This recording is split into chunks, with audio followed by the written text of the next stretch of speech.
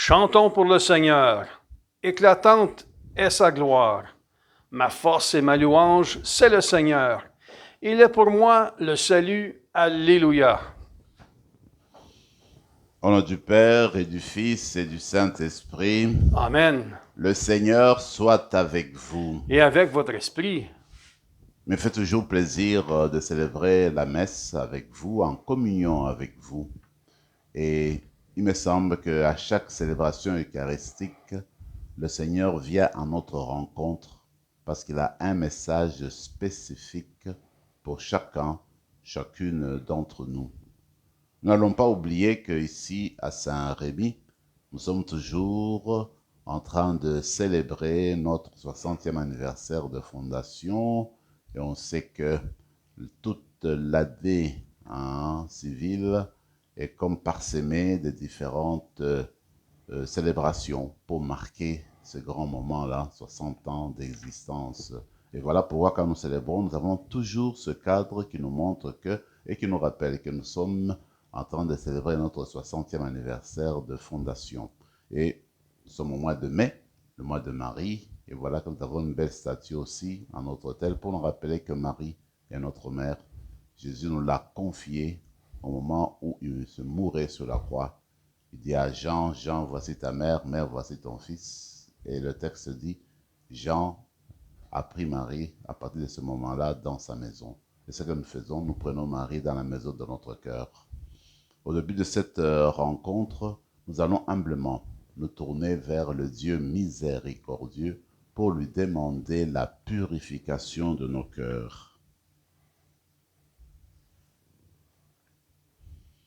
Seigneur Jésus, envoyé pour guérir les cœurs qui reviennent vers toi, Seigneur, prends pitié. Seigneur, prends pitié. Ô Christ venu appeler les pécheurs, ô Christ, prends pitié. Ô Christ, prends pitié. Seigneur, qui siège à la droite du Père, où tu intercèdes pour nous, Seigneur, prends pitié. Seigneur, prends pitié. Que Dieu Tout-Puissant nous fasse miséricorde, qu'il nous pardonne nos péchés et nous conduise à la vie éternelle. Amen. Prions le Seigneur.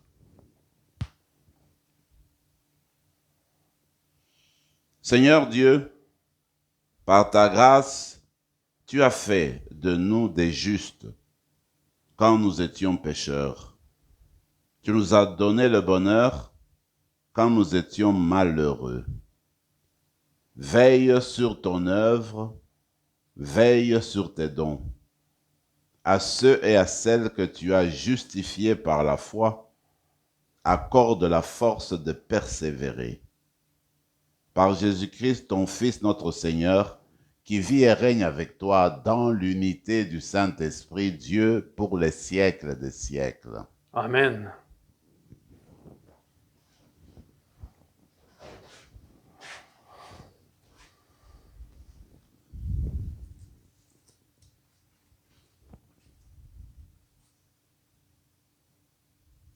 Du livre des Actes des Apôtres. En ces jours-là, comme la conversion des païens provoquait dans l'Église de Jérusalem une intense discussion, Pierre se leva et dit, « Frères, vous savez bien comment Dieu, dans les premiers temps, a manifesté son choix parmi vous. C'est par ma bouche que les païens ont entendu la parole de l'Évangile et sont venus à la foi. Dieu, qui connaît les cœurs, leur a rendu témoignage en leur donnant l'Esprit Saint, tout comme à nous, sans faire aucune distinction entre nous et eux. Il a purifié leur cœur par la foi. Maintenant, pourquoi donc mettez-vous Dieu à l'épreuve en plaçant sur la nuque des disciples un joug que nos pères et nous-mêmes n'avons pas eu la force de porter? Oui, nous le croyons. C'est par la grâce du Seigneur Jésus que nous sommes sauvés, de la même manière qu'eux.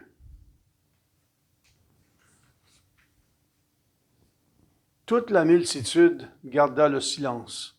Puis, on écouta Barnabé et Paul exposer tous les signes et les prodiges que Dieu avait accomplis grâce à eux parmi les nations.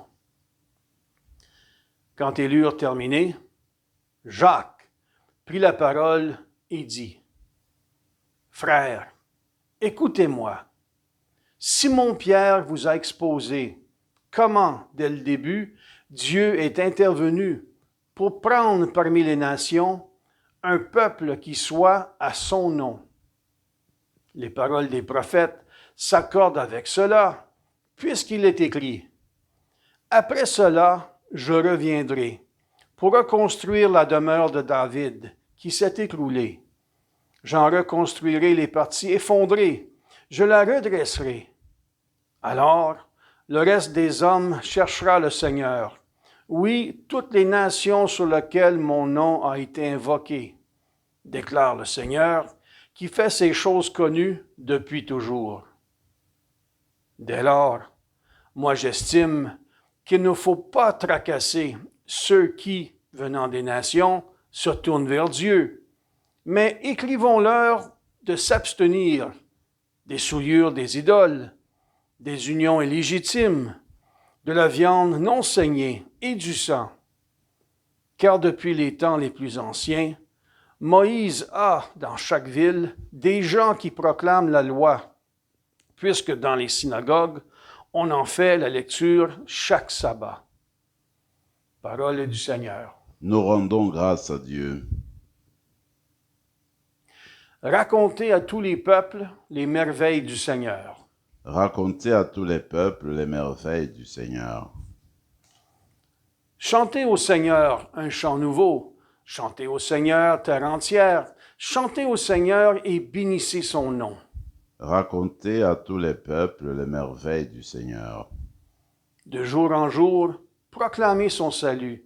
Racontez à tous les peuples sa gloire, à toutes les nations ses merveilles. Racontez à tous les peuples les merveilles du Seigneur. Allez dire aux nations, le Seigneur est roi. Le monde inébranlable tient bon. Il gouverne les peuples avec droiture. Racontez à tous les peuples les merveilles du Seigneur. Alléluia, Alléluia. Mes brebis écoutent ma voix, dit le Seigneur. Moi je les connais et elles me suivent. Alléluia.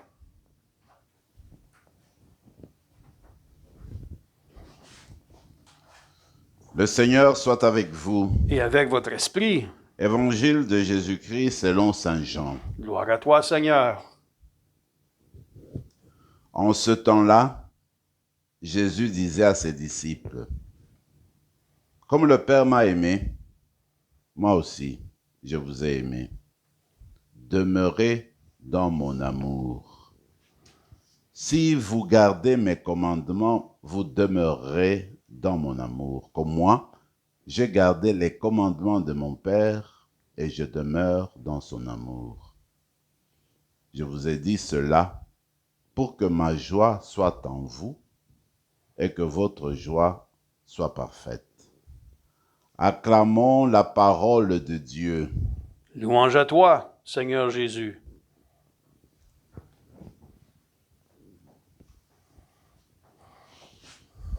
Nous sommes arrivés au chapitre 15 du livre des Actes des Apôtres. Et ce chapitre est capital, est important dans ce livre-là. Pourquoi? Parce que nous sommes arrivés au tournant de l'évangélisation. Comme nous le disions hier, ce qui s'est passé, c'est que l'Église, qui était formée majoritairement des croyants et croyantes d'origine juive, a commencé à accueillir des femmes et des hommes venant du monde païen, qui n'était pas un monde juif.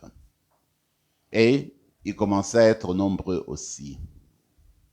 Maintenant, dans la perspective des premiers chrétiens, des premiers croyants de Jérusalem, eh bien, pour devenir chrétien, disciple du Christ, non seulement il faut accueillir l'Évangile, mais il faut aussi accueillir la loi de Moïse, le commandement de Moïse. En d'autres termes, il faut faire sienne la culture juive, la culture qui émanait de la loi donnée par Moïse.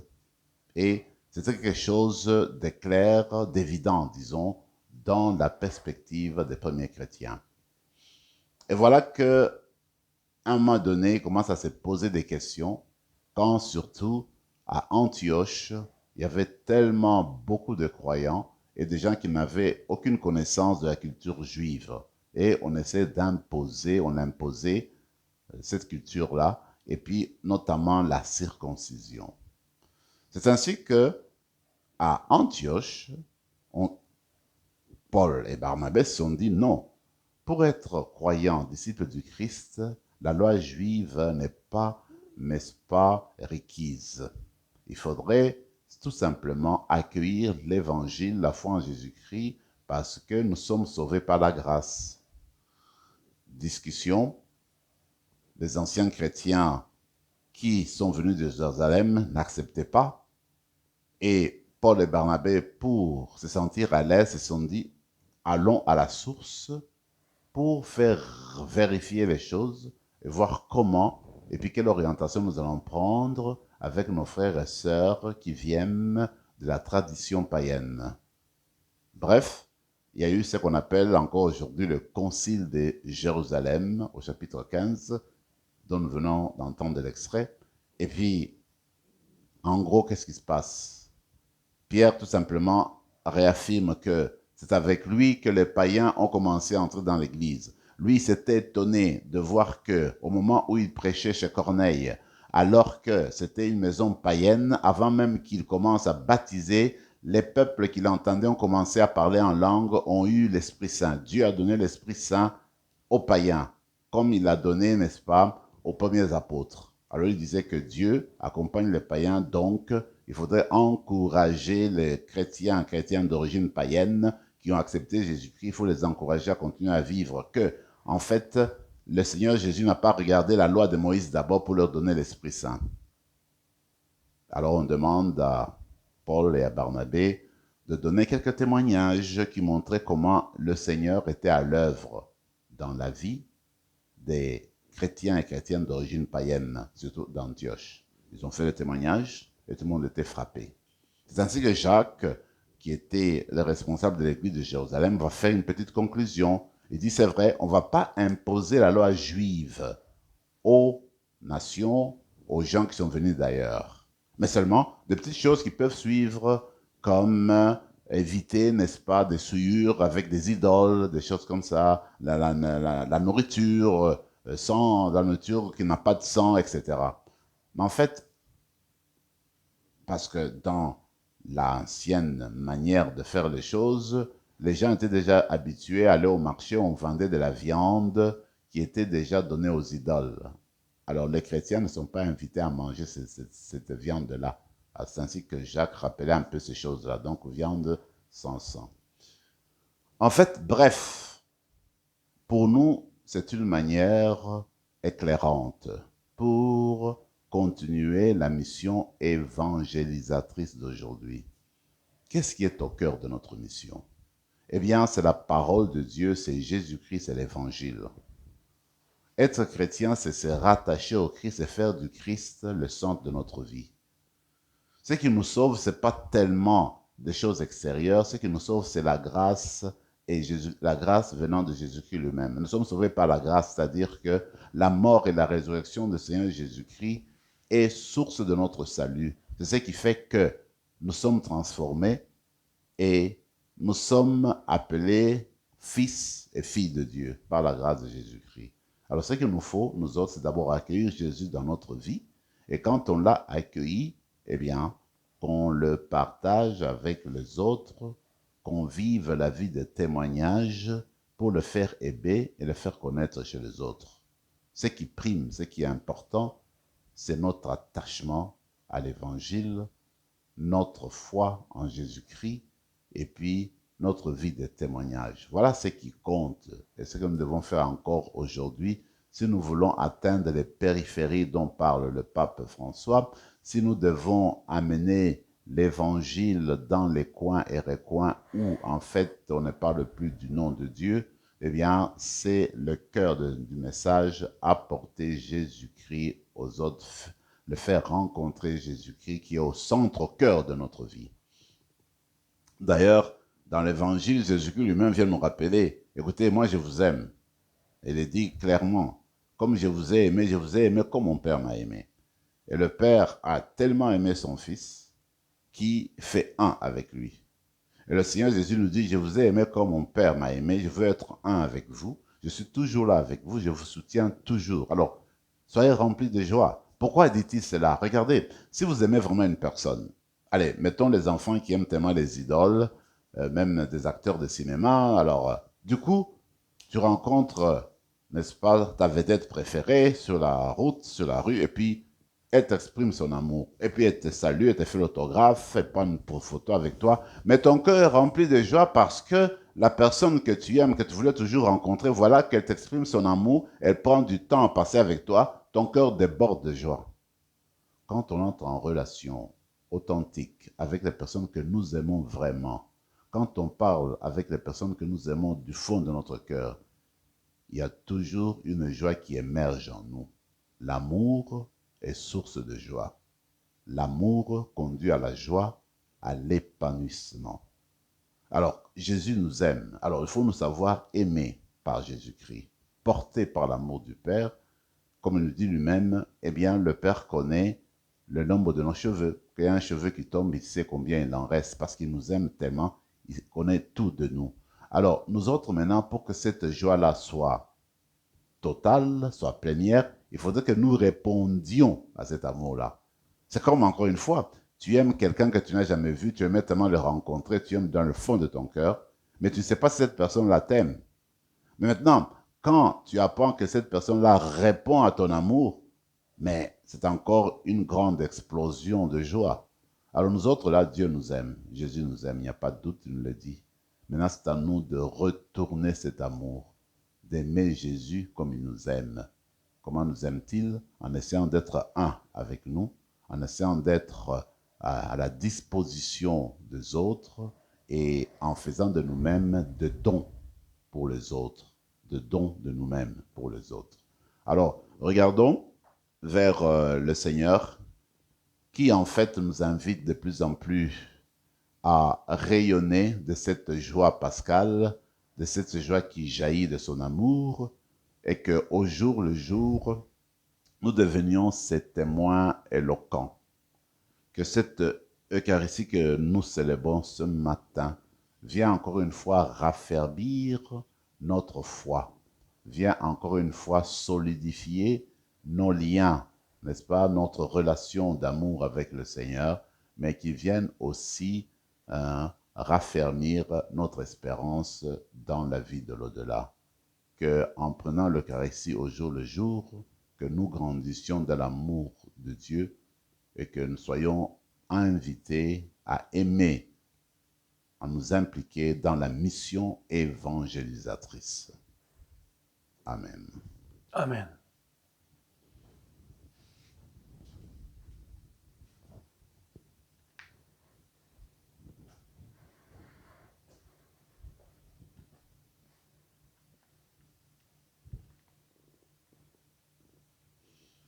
Tu es béni, Seigneur, Dieu de l'univers, toi qui nous donnes ce pain, fruit de la terre et du travail des hommes et des femmes. Nous te le présentons, il deviendra le pain de la vie. Béni soit Dieu, maintenant et toujours.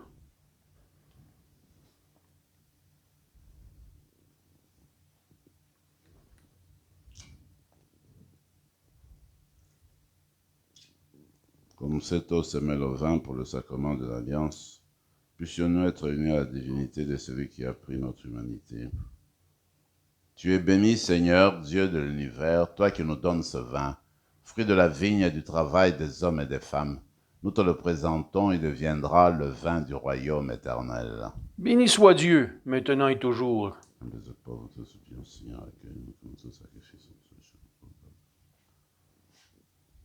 Prions ensemble, mes frères et mes sœurs, au moment d'offrir le sacrifice de toute l'Église. Pour la gloire de Dieu et le salut du monde. Seigneur notre Dieu, Dans l'admirable échange du sacrifice eucharistique, tu nous fais participer à ton unique et souveraine divinité. Nous avons reçu la connaissance de ta vérité. Accorde-nous de lui être fidèles pour toute notre vie, par le Christ notre Seigneur. Amen. Le Seigneur soit avec vous. Et avec votre esprit, Élevons notre cœur. nous le tournons vers le Seigneur. Rendons grâce au Seigneur notre Dieu. Cela est juste et bon. Vraiment, il est juste et bon, pour ta gloire et notre salut, de te louer, Seigneur, en tout temps, mais plus encore de te glorifier en ces jours où le Christ, notre Pâque, a été immolé. Par l'offrande de son corps, il mène à leur achèvement, dans la vérité de la croix, les sacrifices de l'ancienne alliance. Et quand il te remet son esprit pour notre salut, il est à lui seul le prêtre, l'autel et l'agneau du sacrifice. C'est pourquoi la joie pascale rayonne par tout l'univers. La terre entière exulte, les puissances d'en haut et les anges dans le ciel chantent sans fin l'hymne de ta gloire. Saint, Saint, Saint, le Seigneur, Dieu de l'univers. Le ciel et la terre sont remplis de ta gloire. Hosanna au plus haut des cieux. Béni soit celui qui vient au nom du Seigneur. Hosanna au plus haut des cieux. Tu es vraiment saint Dieu de l'univers, et il est juste que toute la création proclame ta louange, car c'est toi qui donnes la vie, c'est toi qui sanctifies toutes choses par ton Fils Jésus-Christ notre Seigneur, avec la puissance de l'Esprit Saint.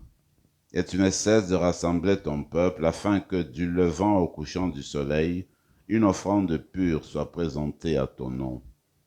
C'est pourquoi nous te supplions, Seigneur, de consacrer toi-même les offrandes que nous apportons. Sanctifie-les par ton esprit pour qu'elles deviennent le corps et le sang de ton Fils Jésus-Christ notre Seigneur, qui nous a dit de célébrer ce mystère. La nuit même où il fut livré, il prit le pain. En te rendant grâce, il dit la bénédiction. Il rompit le pain et le donna à ses disciples en disant, « Prenez et mangez-en tous, ceci est mon corps livré pour vous. »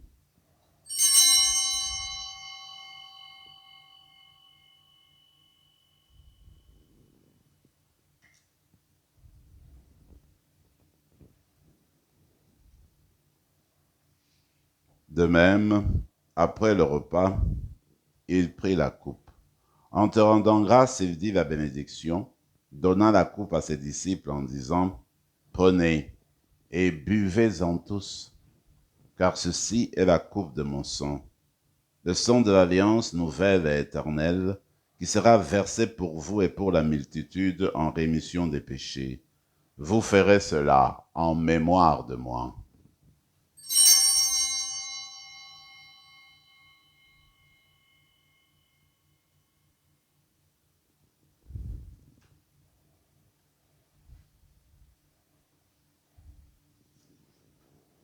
Proclamons le mystère de la foi. Sauveur du monde, sauve-nous. Par ta croix et ta résurrection, tu nous as libérés. En faisant ainsi mémoire de ton Fils, de sa passion qui nous sauve, de sa glorieuse résurrection et de son ascension dans le ciel, alors que nous attendons son dernier avènement, nous t'offrons, Seigneur, en action de grâce, ce sacrifice vivant et saint. Regarde, nous t'en prions, l'oblation de ton Église, et daigne y reconnaître ton Fils qui, selon ta volonté, s'est offert en sacrifice pour nous réconcilier avec toi. Quand nous serons nourris de son corps et de son sang et remplis de l'Esprit Saint, accorde-nous d'être un seul corps et un seul esprit dans le Christ.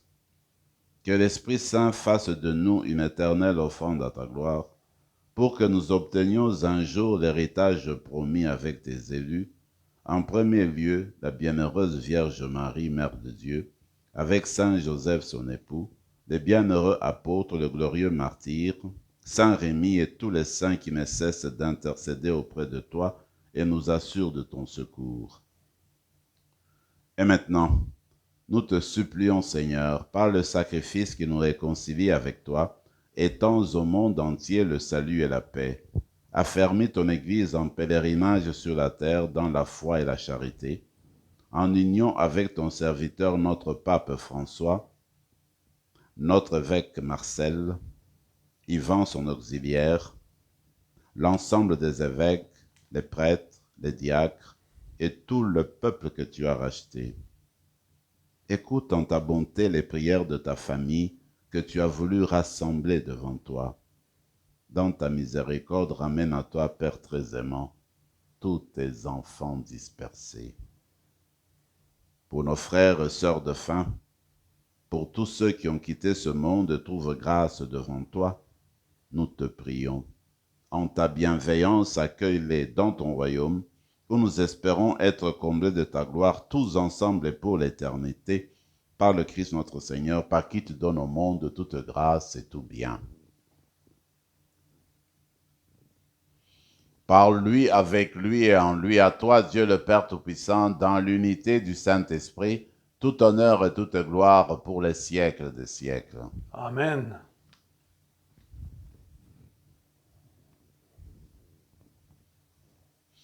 Comme nous l'avons appris du Sauveur et selon son commandement, nous osons dire: Notre Père qui es aux cieux, que ton nom soit sanctifié, que ton règne vienne, que ta volonté soit faite sur la terre comme au ciel. Donne-nous aujourd'hui notre pain de ce jour. Pardonne-nous nos offenses, comme nous pardonnons aussi à ceux qui nous ont offensés. Et ne nous laisse pas entrer en tentation, mais délivre-nous du mal. Délivre-nous de tout mal, Seigneur, et donne la paix à notre temps. Soutenus par ta miséricorde, nous serons libérés de tout péché. À l'abri de toute épreuve, nous qui attendons que se réalise cette bienheureuse espérance, l'avènement de Jésus-Christ, notre Sauveur. Car c'est à toi qu'appartiennent le règne, la puissance et la gloire, pour les siècles des siècles. Seigneur Jésus-Christ, tu as dit à tes apôtres: je vous laisse la paix, je vous donne ma paix. Ne regarde pas nos péchés, mais la foi de ton Église. Pour que ta volonté s'accomplisse, donne-lui toujours cette paix et conduis-la vers l'unité parfaite, toi qui vis et règnes pour les siècles des siècles. Amen. Que la paix du Seigneur soit toujours avec vous. Et avec votre esprit, Agneau de Dieu, qui enlève le péché du monde, prends pitié de nous. Agneau de Dieu, qui enlève le péché du monde, prends pitié de nous. Agneau de Dieu, qui enlève le péché du monde, donne-nous la paix. Seigneur Jésus-Christ, que cette communion à ton corps et à ton sang n'entraîne pour nous ni jugement ni condamnation, mais que par ta bonté, elle soutienne notre esprit et notre corps et nous donne la guérison.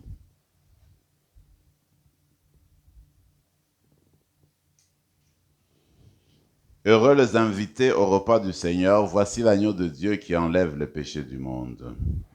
Seigneur, je ne suis pas digne de te recevoir, mais dis seulement une parole et je serai guéri. Que le corps et le sang du Christ nous gardent pour la vie éternelle. Amen.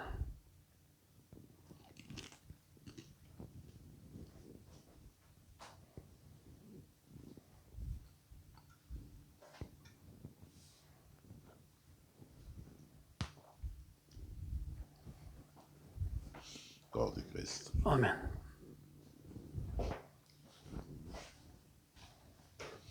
Prenons quelques moments de silence et de prière dans nos cœurs.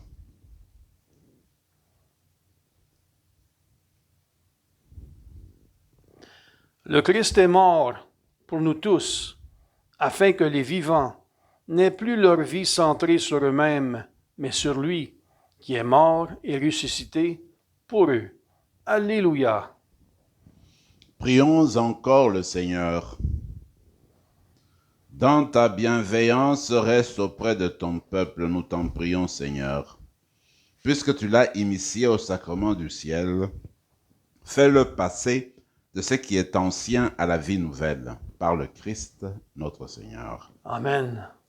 Le Seigneur soit avec vous. Et avec votre esprit. Et que Dieu Tout-Puissant vous bénisse, le Père, le Fils et le Saint-Esprit. Amen. Allez dans la paix du Christ. Nous rendons grâce à Dieu.